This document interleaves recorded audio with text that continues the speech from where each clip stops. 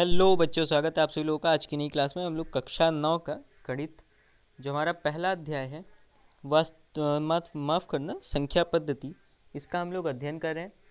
ये हमारा इस वीडियो में हम लोग वास्तविक संख्याएं तथा उसके दशमलव प्रसार का अध्ययन करेंगे। तो चलिए बच्चों शुरू करते हैं। तो सबसे पहले हम लोग जान लेते हैं दशमलव प्रसार या वास्तविक संख्याओं का दशमलव प्रसार होता क्या है।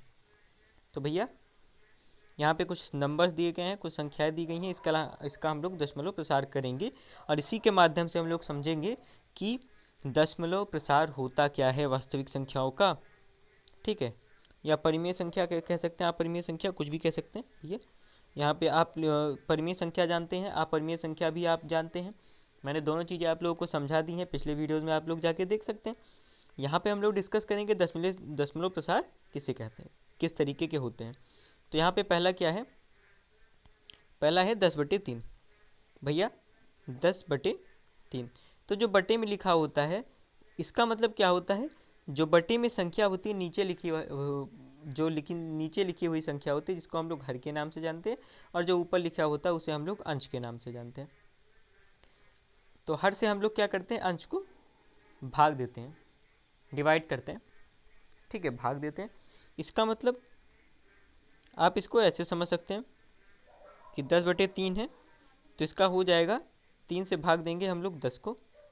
ठीक है, अब 3 से हम लोग 10 को भाग देते हैं, यहाँ पे 3 3 ज़ा 9, 3 3 9, एक बचा। अब यहाँ पे क्या होगा, 3 से 1 कम है, 3 से 1 कम है, ये तो जाने वाला नहीं है। यहाँ पे हम लोग क्या करते हैं, ऐसी हम लोग को अगर आवश्यकता पड़ती है तो यहाँ पे हम लोग दशमलव का प्रयोग करते हैं। दशमलव लग गया भैया, ठीक, दशमलव लग गया। अब क्या हुआ, यहाँ पे एक ज़ीरो हम लोग बढ़ा सकते हैं। एक ज़ीरो बढ़ने के बाद हम लोग क्या करेंगे, 3 3 ज़ा 9। अब एक बार दशमलव लग गया, अब बार बार हम लोग वही प्रोसेस करते रहेंगे। 3 3 ज़ा 9, 1 आया, 0 9, तो ये कितना आ जाएगा, ये 3 3 3 3 बार कब तक आएगा, अनलिमिटेड बार, अनंत बार ये 3 3 3 3 आता जाएगा। यही है हमारा दशमलव प्रसार। ठीक है, वास्तविक संख्याओं का दशमलव प्रसार यही है हमारा। अब हम लोग कुछ अन्य उदाहरण पर चर्चा करते हैं। चलिए भैया, तो एक है 7/8। इसको आप लोग ऐसे देख सकते हैं, एक तरफ संख्याएं दी गई हैं, ये अब यहाँ पे देख रहे होंगे, ये 3 3 3 3 3 3 3 3 आता जाएगा, कब तक, अनंत तक आएगा। इसकी कोई सीमा नहीं है, कोई अवधि नहीं है। जब ये ऐसा कोई भी संख्या अगर 3 बार दोहराई जाए, 4 बार दोहराई जाए, तो इसके बाद हम लोग क्या करते हैं, डॉट डॉट डॉट डॉट लगा देते हैं, मतलब ये इसी तरीके कंटिन्यू मतलब आती रहेगी। या एक चीज़ का हम लोग और प्रयोग करते हैं, बार का। ठीक है, लेकिन ये सारी चीज़ें आप लोगों को आगे मिलने वाली हैं, या आप लोग पढ़ भी चुके होंगे ये सारी चीज़ें पहले से भी, क्योंकि छोटी कक्षाओं में ये सारी चीज़ें आप लोग को क्लियर कराई जाती हैं।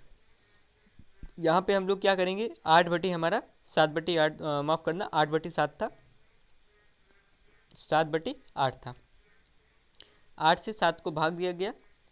अब 8 से तो 7 छोटा है, तो क्या किया गया, 0 लगाया गया। 0 के बाद दशमलव, 0 क्यों लगाया गया, क्योंकि यहाँ पे 0 बार गया है।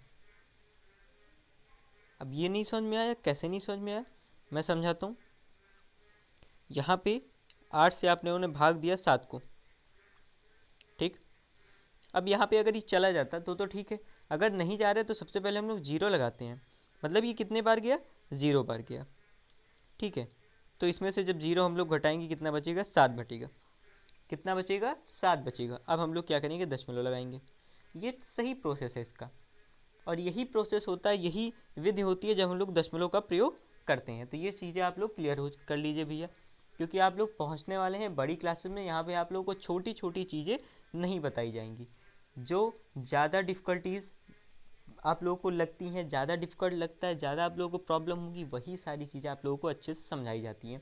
छोटी चीज़ें आप लोग छोटी क्लासेज में सीखते हैं, इसीलिए आप लोगों को पहले first class, second class, third, fourth, fifth, six, इसीलिए आप लोगों को एक फॉर्मूला तैयार किया गया है आप लोगों को स्टडी के लिए, ताकि आप लोगों को कोई भी प्रॉब्लम ना हो। ठीक है, तो चलते हैं इसके बाद अगले प्रश्न पे। तो ये तो हमारे दशमलव के उदाहरण हो गए। अब यहाँ पे हम लोग का शेष कितना बच रहा था, यहाँ पे एक एक एक एक आता जा रहा था। अब ये आता जाएगा बार बार। यहाँ पे हमारा पहला क्या आया था, पहले हमारा आया 6, फिर हमारा क्या आया 4, ये देख लीजिए, पहले हमारा क्या आया 6 आया था, फिर 0 हम लोगों ने बढ़ाया, फिर कितना आया 4 आया, फिर 0 बढ़ाया हम लोगों ने, तो ये हमारा कंटिन्यू ऐसे आता जा रहा है। उसके बाद यहाँ पे आप लोग देख सकते हैं कि पहले तो सबसे पहले क्या आया 3 आया, फिर 2 आया, फिर 6 आया, 4 आया, 5 आया। ठीक है, तो आप इसको ऐसे भी समझ सकते हैं, यहाँ पे ये इतना शेष, अब भाजक कितना था, यहाँ पे भाजक 3 था, यहाँ पे कितना था 8 था, और यहाँ 7 था। हम लोग अब चलते हैं आगे अगले प्रश्न पे। कुछ चीज़ें आप लोग यहाँ पे क्लियर कर लीजिएगा, इसको पढ़ लीजिएगा, आप लोग स्क्रीनशॉट ले लीजिएगा, पढ़ लीजिएगा। यहाँ पे क्या कहते हैं ये लोग, कुछ चरण के बाद शेष या तो शून्य हो जाते हैं या स्वयं की पुनरावृत्ति करना प्रारंभ कर देते हैं। जैसे कि यहाँ पे शेषफल हुआ था कि या तो वो शून्य हो जाएगा, और शून्य हो जाएगा तो पुनरावृत्ति मतलब बार बार वो नहीं आने वाला, और अगर शून्य नहीं होगा तो वो अब बार बार आता रहेगा वही संख्या। तो ये सारी चीज़ें यहाँ पे है।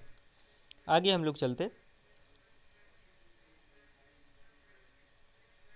जब शेष शून्य हो जाता है, अब ये स्थिति कब होगी, जब हम लोग 2 से 1 को भाग देंगे, या 250 मतलब 250 से हम लोग 250 से 639 को हम लोग भाग देते हैं। कैसे देते, क्या होगा ये प्रोसेस, आप लोग ऐसे देख लीजिए 2 से, ऐसे आप लोग ये सारी चीज़ें पहले से भी पता होनी चाहिए। 0 लगाएंगे, क्यों लगाएंगे अभी हम लोगों ने डिस्कस किया, यहाँ पे दशमलव लगा, 0 बढ़ा, और 2 5 10 तो बन जाए 10, यहाँ पे कितना आ गया 0 आ गया, शेषफल कितना बचा 0 बचा, भाजक और भागफल हमारा 0.5। एक सूत्र भी आप लोगों को पता होगा, भाज्य बराबर भाजक गुणे भागफल, तो ये भाज्य होता है भाज्य बराबर भाजक गुणे भागफल धन शेषफल, जो भी हमारा शेषफल आएगा। अब हम लोग यहाँ पे क्या बात करते हैं कि आगे चलो, अब यहाँ पे पहले टिप्पणी क्या था, शेषफल शेष शून्य हो जाता है, स्थिति आप लोगों को पता चल गई। अब एक यहाँ पे और देख लीजिए 250 है, 250 है भैया, उसके बाद 639 है। ठीक, अब इसको अगर हम लोग भाग देते हैं तो यहाँ पे कितना आ रहा है, यहाँ पर है 2.556। आप भाग दे के देख लीजिएगा, इतना ही आ रहा था, क्योंकि मैंने भी देख लिया है ये क्वेश्चंस यहाँ पे जितने भी कराए जाते हैं उसको एनालिसिस किया जाता है, उसके बाद आप लोगों को बताया जाता है। अब आगे चलते हैं। कभी कभी गलतियाँ हम लोग से भी हो जाती हैं, क्योंकि मैं अकेला ही हूँ, सारी चीज़ें मुझे खुद ही करनी रहती हैं, और ऐसी बात नहीं है मैं अपनी गलतियाँ छिपा रहा हूँ, मैं एक आप लोगों को रियलिटी बता रहा हूँ, सत्यता बता रहा हूँ, सत्य से आप लोगों को परिचित कराऊँ। तो अब दूसरा स्थिति क्या है, यहाँ पे शेष कभी शून्य नहीं होता है। दूसरी स्थिति में क्या होगा, शेष कभी शून्य नहीं होगा। ऐसी स्थिति हम लोग देख चुके हैं कि हम लोगों ने क्या किया, 3 से 1 को भाग कराया।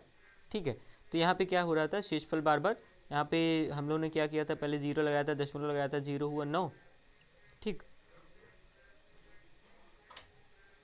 3 3 जा 9। ठीक, अब ये 3 3 3 3 3 3 आता जाएगा, शेषफल कितना 1 1 1 1 आता जाएगा। ठीक है, अब शेषफल की क्या हो रही, पुनरावृत्ति हो रही, मतलब बार बार आ रहा है। ठीक है, इसको हम लोग अवसानी आवर्ती के नाम से जानते हैं, नॉन टर्मिनेटिंग रिक्वेरिंग। ठीक, क्लियर है भैया। तो ये सारी चीज़ें आप लोगों को पहले से भी पता होंगी, वैसे मुझे नहीं लगता बहुत ज़्यादा टफ है ये। अब यहाँ पे क्या कह रहा है कि दर्शाइए कि 3.142678 एक परिमेय संख्या है। दूसरे शब्दों में कह रहा है 3.142678 को P/Q के रूप में व्यक्त कीजिए, जहाँ P और Q पूर्णांक हैं और Q बराबर 0 नहीं हो, क्योंकि परिमेय संख्या के में क्या होता है, Q बराबर 0 ना हो। तो इसको सबसे आसान है, क्या कीजिए, 3.1426 और कितना है 78, दशमलव यहाँ लगाया, दशमलव उठाइए, बटे में जितने 0 आ रहे हैं झोंक दीजिए, 1 2 3 4 5 6, 1 2 3 4 5 6 हो गया हमारा। दशमलव के बाद जितनी संख्या होगी, 1 लगाने के बाद उतने 0 वहाँ पे पुट कर दीजिए, रख दीजिए, ये हो गया हमारा P/Q के रूप में हो गया हमारा। और क्यू बराबर 0 भी नहीं है। क्यू बराबर कितना आ रहा है, 6 संख्या होंगी, कितना हो जाएगा भैया, टोटल 7 संख्याएँ हैं। यहाँ पे कितना मान हो जाएगा आप लोग स्वयं देख लीजिए। चलते हैं अगले प्रश्न पे, अब हम लोग ये आप लोग उदाहरण देख लीजिए, स्क्रीनशॉट ले लीजिए, आप लोगों को लगा लेने हैं सारे उदाहरण, ठीक है। आप इसको लगा लीजिएगा, इसका भी स्क्रीनशॉट ले लीजिए। ये सारे उदाहरण आप लोगों को क्या करने हैं, लगाने हैं। कल के वीडियो में हम लोग डिस्कस करेंगे। अगर आप कोई भी बच्चा ये सारी क्वेश्चंस पूछता है तो हम लोग डिस्कस करेंगे, अन्यथा हम लोग डिस्कस नहीं करेंगे, ठीक है। अगला प्रश्न आप सारे प्रश्न आप लोग देख लीजिए। मिलने वाले हैं हम लोग अगले वीडियो में। हो सकता है हम लोग कुछ अन्य चीज़ों के बारे में डिस्कस करें, कुछ अच्छी चीज़ें। प्रश्नावली भी आप देख लीजिए, ये हमारे कुछ प्रश्न हैं और ये रही हमारी प्रश्नावली। इसका स्क्रीनशॉट आप ले सकते हैं।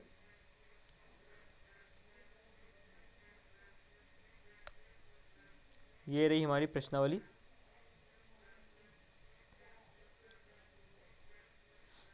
स्क्रीनशॉट लेते जाइए भैया।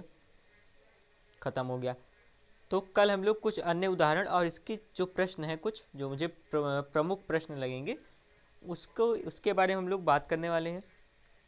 तो मिलते हैं बच्चों अगली क्लास में, तब तक के लिए जय हिंद।